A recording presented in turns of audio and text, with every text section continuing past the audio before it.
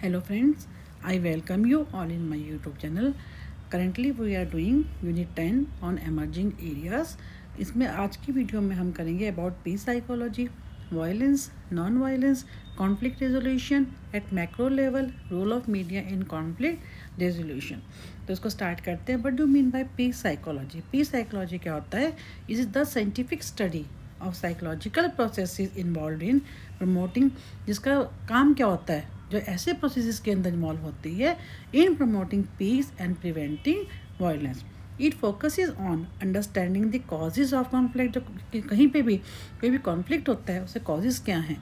Violence eight individual, group and international levels, and developing psychological interventions to promote cooperation, justice and harmony. कि peace psychology में हम क्या study करते हैं, उसमें ऐसे साइकोलॉजिकल प्रोसेस इन्वॉल्व होते हैं जिनका काम क्या होता है, पीस को प्रमोट करना एंड जो वायलेंस है उसको ख़त्म करना.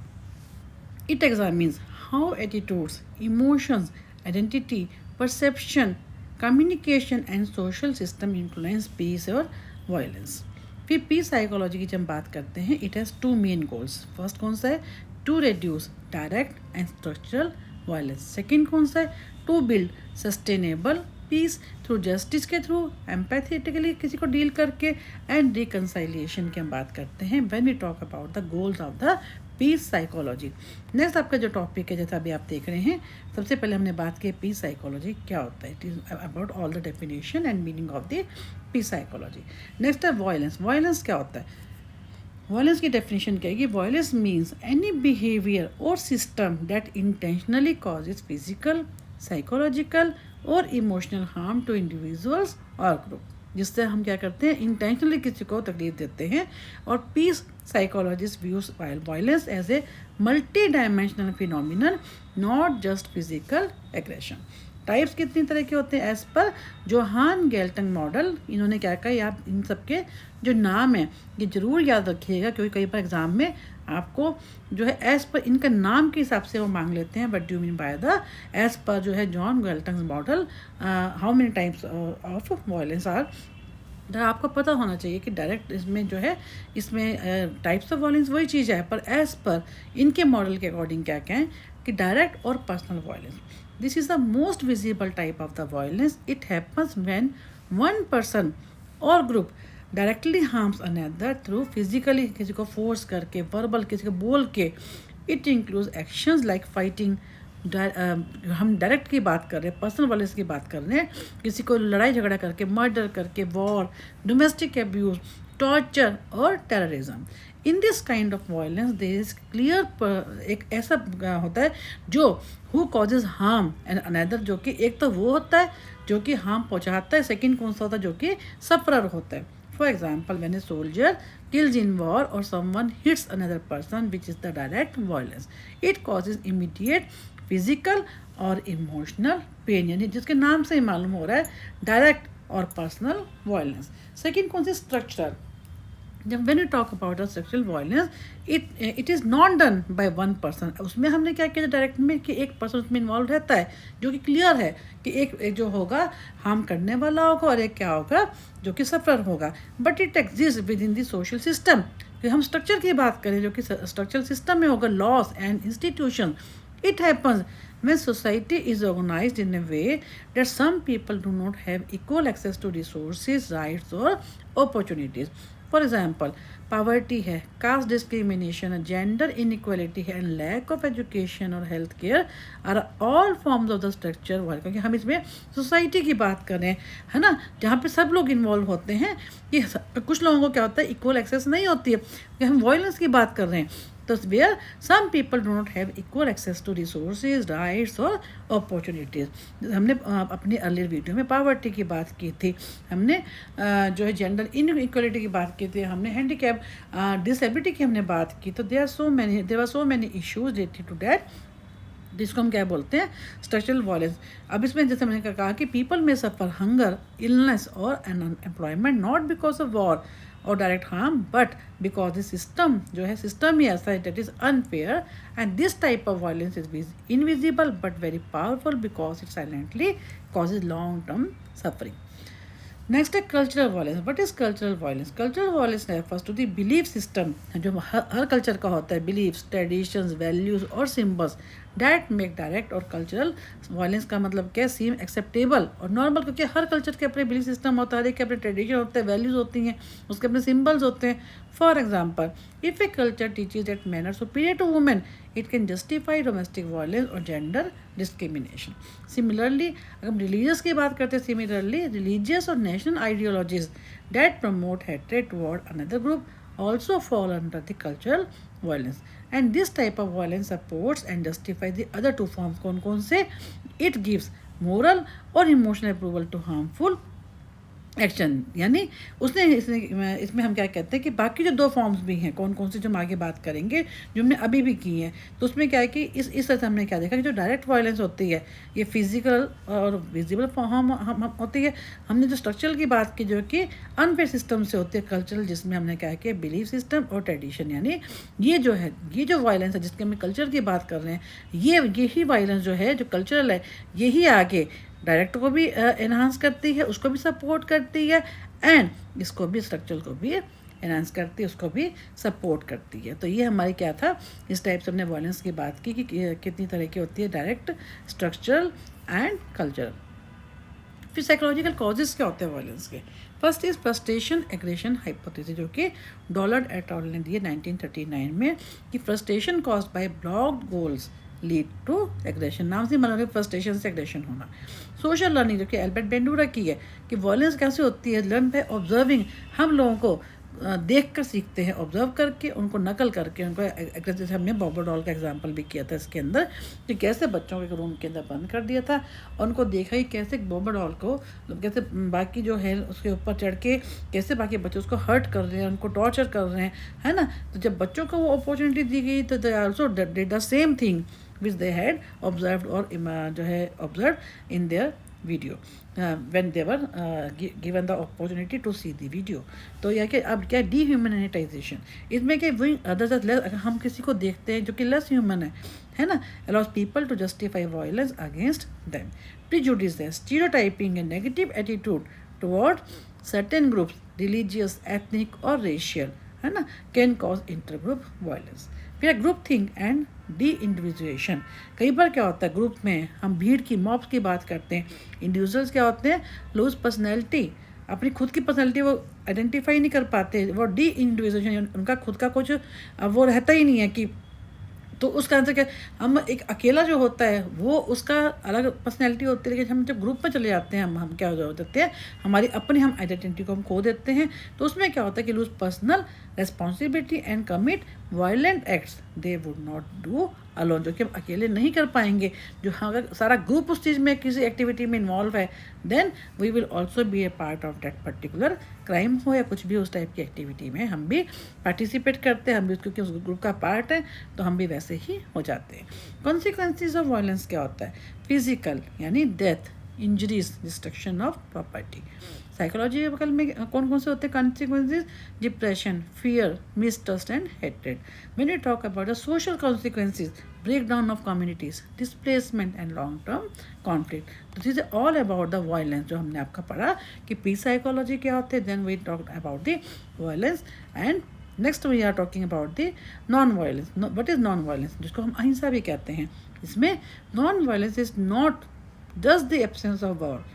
नॉन वायलेंस का मतलब क्या, सिर्फ वॉर का एब्सेंस नहीं है और एग्रेशन का, but the active practice of love, compassion, tolerance and understanding. This is called the non violence और अहिंसा. It is a positive approach to peace, focusing on the dialogue, empathy and justice rather than revenge. फिर है philosophical, इसके foundations कौन कौन सी, जैसे हम बात करते हैं महात्मा गांधी के. Mahatma Gandhi ahimsa and satyagraha. Mahatma Gandhi believe that peace could only be achieve through truth, सत्य के द्वारा एंड अहिंसा के द्वारा. And non violence was a way of life, not weakness. It required courage and moral strength. ये क्या इसके फिलोसफिकल फाउंडेशंस हैं. एक तो महात्मा गांधी, सेकंड कौन है जिसमें हम मार्टिन लूथर किंग की बात करते हैं. Use non violence in the American civil rights movement, emphasizing love over hate. Hate के ऊपर हम लव की जो हम बात करते हैं विक्ट्री की। देन हम बात करते हैं दलाई लामा। दलाई लामा के अनुसार क्या है, ही advocates inner peace and compassion as the foundation of the global harmony, because he talks about the global harmony, not जो है एक पर्टिकुलर जो है देश की वो बात नहीं करते। देन हम बात करते हैं साइकोलॉजिकल पर्सपेक्टिव की। Emotional control, non violence requires self regulation, empathy and forgiveness. Cognitive restructuring का मतलब क्या, चेंजिंग वंस अपनी खुद की परसेप्शन को चेंज करना, एनिमी से लेकर हम फेलो ह्यूमन में हम जो अपने नेगेटिव थॉट को कॉग्निटिवली हम उसको रिस्ट्रक्चर करें। अगर हम किसी के बारे में गलत सोचते हैं तो अपनी थिंकिंग को चेंज करें कि one's changing one's perception from enemy to fellow human being. फिर है social learning, promoting role models who practise peace and compassion. हम लोगों को देखकर रोल मॉडल बना के उनसे हम सीखें। देन मोरल डेवलपमेंट, कॉलबर की थ्योरी है कि हमने इसमें बात की थी कैसे डिफरेंट हमने स्टेजेस की बात की थी कि कैसे हम मॉरलिटी की हम बात करते हैं, कैसे हम एक बच्चे की तरह करते हैं कि हमें कैसे हम सोसाइटी के डर से कई बार हमें लगता है कि नहीं रूल जो हैं बंधे हुए हैं, हम उनके साथ बंधे हुए हैं। कई बार कैसे हम एक मेच्योरिटी की तरफ आते हैं तो कैसे हमें मालूम होता है कि हम रूल्स को ब्रेक भी हमारी अपनी जो हम खुद क्या हमें खुद क्या सही लगता है, हमें खुद की मॉरल वैल्यूज़ क्या है, उनके बेस के ऊपर जो हमें मॉरली ठीक लगता है हम उनके कारण अपने जो रूल्स बने हुए हैं सोसाइटी के द्वारा हम उनको चेंज भी कर सकते हैं। तो हमें काफ़ी डिटेल में कॉलबर की थ्योरी भी कर रखी है, इन योर यूजीसी सिलेबस है ऑलरेडी, है वो ऑलरेडी हमने कर रखी है। तो higher stages of morality are based on the universal ethical principles and justice. ये क्या हो गया साइकोलॉजिकल पर्सपेक्टिव। नेक्स्ट है बेनिफिट्स क्या हैं इसके नॉन वायलेंस के, builds mutual trust and long-term reconciliation, reduces psychological stress and trauma, फिर promotes positive peace, a peace based on justice and equality, not fear। अगर हम कॉन्फ्लिक्ट रेजोल्यूशन की बात करते हैं मैक्रो लेवल, वो क्या है, conflict resolution at macro level refers to addressing large scale conflict. जैसे मैक्रो मतलब लार्ज स्केल पे wars, ethnic conflict, political disputes, terrorism and international tension through peaceful, psychological and diplomatic means. Peace psychologists focus on changing the attitude, perceptions and emotion that sustain such conflicts। ठीक है, अब causes क्या हैं इसके, क्यों होते हैं मैक्रो लेवल इतने बड़े लेवल पे जो है ये कॉन्फ्लिक्ट क्यों होते हैं। कंपटीशन ओवर रिसोर्सेज, क्योंकि जो रिसोर्स हैं वो क्या लिमिटेड, जैसे लैंड है, ऑयल है, वाटर है, कम होते हैं तो क्या होता है लिमिटेड रिसोर्सेज होने से कंपटीशन रहता है। फिर है पॉलिटिकल पावर स्ट्रगल, पॉलिटिकल भी है आपस में कंट्रीज़ के आपस में पॉलिटिकल जो है उसका भी फ़र्क पड़ता है। रिलीजियस और एथनिक आइडेंटिटी डिफरेंसेस ये भी हैं। कॉलोनियल हिस्ट्री एंड इनइक्वालिटी ये भी हमारे देश में हम देखते हैं ये सब चीज़ें।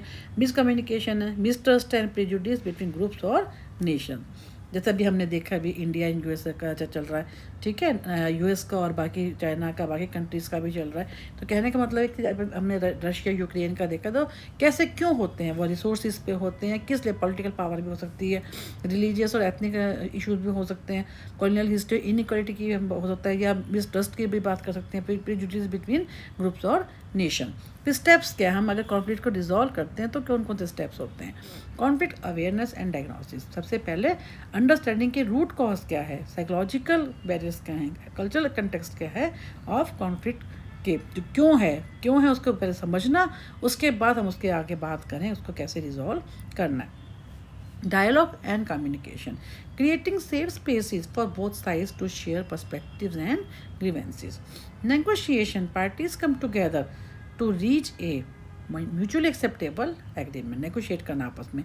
Mediation, neutral third party UN, NGO और religious leaders facilitate communication and compromise. जैसे भी पीछे हुआ था इंडियन पाकिस्तान का जब था तो कैसे जो सुनने में आया था, we don't know whether it is true और फॉल्स, बट कैसे जो है यूएस जो है बीच में आया और हाँ कैसे इंडियन पाकिस्तान में आपस में कॉम्प्रोमाइज़ हुआ। Reconciliation and healing, emotional recovery, forgiveness and trust building, है ना, बिल्डिंग। फिर है peace building, creating system that prevent future conflict. इस टाइप से सिस्टम को बनाना जिससे कि फ्यूचर में कॉन्फ्लिक्ट ना हो, जस्टिस को हम प्रमोट करें, equality, education and democratic participation. अब इसमें कौन कौन से अप्रोच हम यूज़ करते हैं, साइकोलॉजिकल अप्रोचेस हम कौन कौन से यूज़ करते हैं for conflict resolution. All port की हम बात करते हैं कॉन्टैक्ट हाइपोथेसिस की, contact between groups under conditions of equality, cooperation and institutional support reduces prejudice. perspective taking and empathy training, encouraging understanding the feeling and views of the opposing group. फिर peer education program कौन कौन से? Schools teach tolerance, critical thinking and cultural, क्योंकि हम programmes की बात करें तो स्कूल के थ्रू हम कैसे टॉलरेंस को, critical thinking and cultural sensitivity को हम प्रमोट कर सकते हैं. Forgiveness intervention, encouraging victim to forgive, है ना, कि फॉरगिव करने की हम वो करें ना. और जो ऐसा कुछ है कि हम कि जितना ज़्यादा हो सकता है हम जो हेट्रेड है उसको रिड्यूस करें, है ना. हम ये नहीं कहते कि उस चीज़ को पूरी तरह भूल जाओ, लेकिन फॉरगिव करो and to reduce hatred and psychological suffering. Community dialogue and restorative justice, focus on healing rather than punishment. Example जैसे बड़े अच्छे से सारे एग्जाम्पल बहुत इंपॉर्टेंट है कि इंडिया पाकिस्तान का जब अभी हुआ था efforts through diplomatic talks and cultural exchanges. Israel Palestine का peace talks mediated by UN and international bodies. Truth and reconciliation commission in the South Africa help heal racial division after apartheid. कहने का मतलब ये कि कैसे कैसे इन लोगों ने अपने बीच में आकर, ये एग्जाम्पल हैं कि जहाँ पे ऐसा हुआ है. तो institution working for macro level पे, कौन कौन से इंस्टीट्यूशन हैं जो मैक्रो लेवल पे काम कर रही हैं फॉर पीस? यूनाइटेड नेशन कर रही हैं, जो कि इनका काम क्या है? Peacekeeping, diplomacy and humanitarian aid. UNESCO promotes education for peace and human rights. Amnesty International and Red Cross का काम क्या है? Work for justice, humanitarian relief. Local NGO का काम क्या है? Engage in community peace building. Next role of media. Media का role क्या है in conflict resolution? Media plays a powerful role in shaping peace. क्यों? क्योंकि अब हम कॉन्फ्लिक्ट की बात करें, मीडिया ही तो करती है सब चीज़ें. मीडिया कैसे किसी गलत चीज़ को सही कर देती है, सही चीज़ को गलत कर देती है. Media plays a powerful role in shaping public perception, हमारी परसेप्शन को चेंज करती है.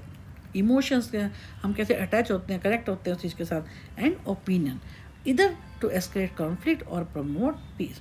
पॉजिटिव रोल क्या होता है मीडिया का, जिसको हम पीस जर्नलिज्म की बात करते हैं? एक्यूरेट इन्फॉर्मेशन, जो भी इंफॉर्मेशन है उसको एक्यूरेटली जो है आगे डिलीवर करें. Reporting facts truthfully to prevent rumours and panic.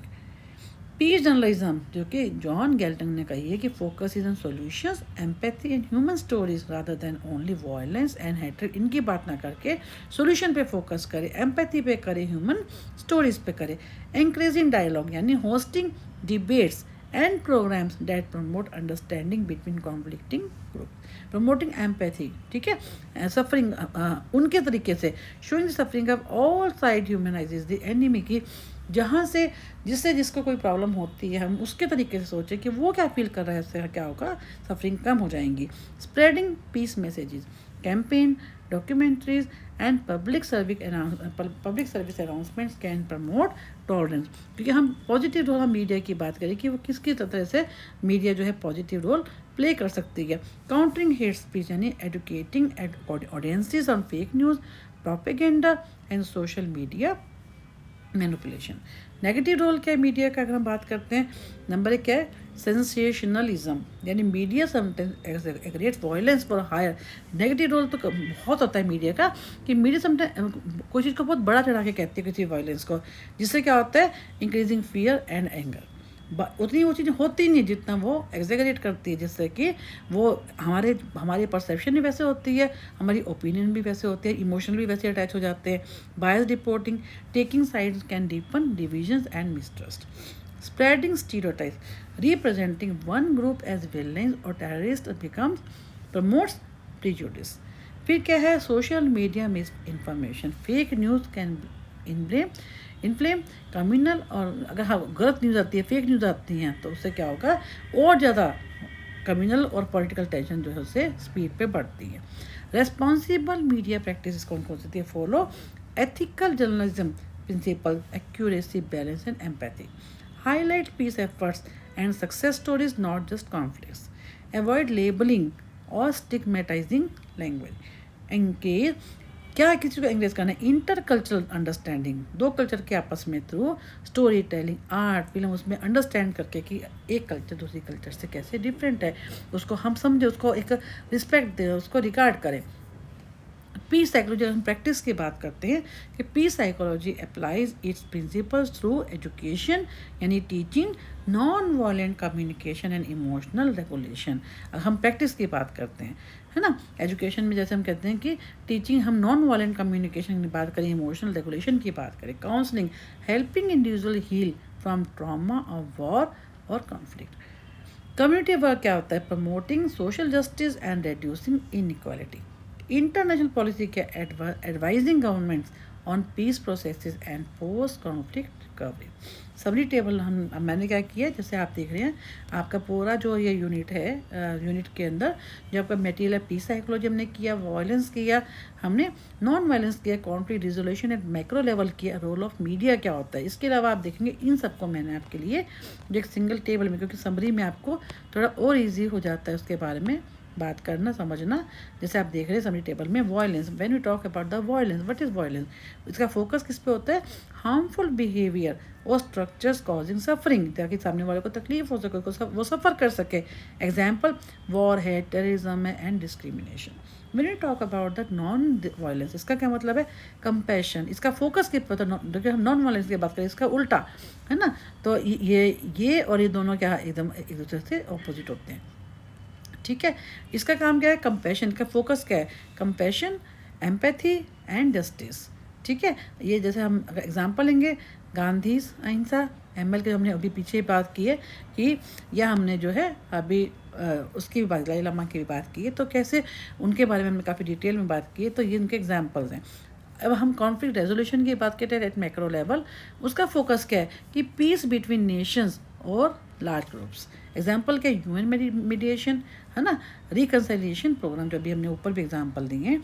Role of media क्या है इसमें? कॉन्फ्लिक्ट रेजोल्यूशन में फोकस क्या होता है? Influence of public perception of peace and conflict. या तो पीस की तरफ लेकर जाए अगर पॉजिटिव साइड पर जा रहा है, अगर नेगेटिव साइड पर जा रहा है तो क्या होगा? कॉन्फ्लिक्ट पैदा होगा, ठीक है। Example peace journalism, awareness campaigns.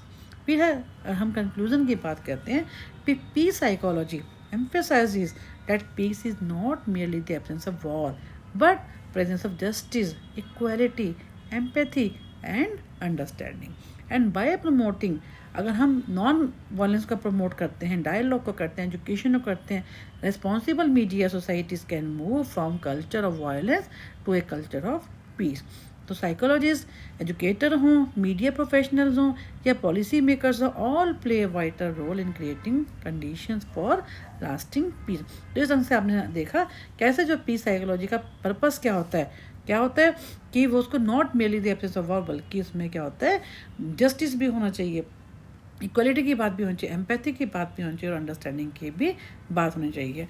और कैसे हम नॉन वायलेंस को, एजुकेशन को, मीडिया को, हर ढंग से इन सब का रोल जब आता है, कैसे ये उस चीज़ को हम जो है नॉन वायलेंस के ऊपर ला सकते हैं, वायलेंस से। और हर एक का अपना अपना रोल है, कैसे जो है साइकोलॉजिस्ट का रोल रहता है, एजुकेटर का रोल रहता है, मीडिया प्रोफेशनल का रोल रहता है, पॉलिसी मेकर और play vital role in creating condition for lasting peace. हम पीस की बात कर रहे हैं, वायलेंस नहीं, बल्कि हम नॉन वायलेंस की बात कर रहे हैं। तो इस तरह से आपने देखा आपका ये यूनिट 10 जो है एमर्जिंग एरियाज कौन कौन से। पहले हमने अर्लियर वीडियो जो थी इसकी यूनिट 10 की जो फर्स्ट वीडियो थी, हमने जेंडर इश्यूज़ की बात की थी, पॉवर्टी की बात की थी, डिसेबिलिटी की बात की थी। इसमें हमने क्या किया है कि वायलेंस क्या होता है, नॉन वायलेंस क्या होता है, कॉन्फ्लिक्ट को हम कैसे रिजॉल्व कर सकते हैं macro level, when there are different nation, different countries are involved, different leaders are involved, ठीक है। Though they have separate their own their interest goals, but we are talking about the macro level where two countries, two nations are involved. Role of media क्या रहता है? क्योंकि अगर media positive role play करेगी तो उसको facts पे focus करना चाहिए, लोगों में एम्पैथी, जो फैक्ट्स हैं उनको बताना चाहिए ताकि लोगों की सोच बदले, लोगों का परसेप्शन चेंज हो, ना कि अगर वो नेगेटिव का हो जाते हैं तो वो कॉन्फ्लिक्ट राइज होगा।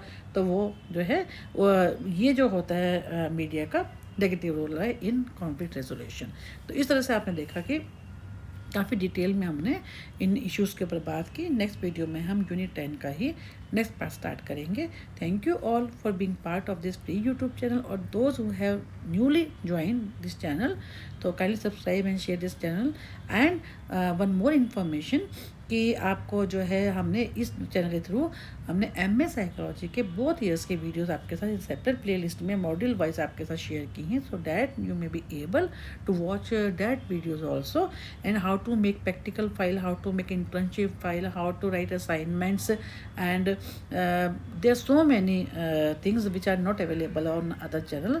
हमने उनको लिया है जिनके मोर देन 90% मार्क्स है, so that you may be able to write assignment, you may be able to write how to write internship file, how to write project file, how to write practical file, and to ease your task.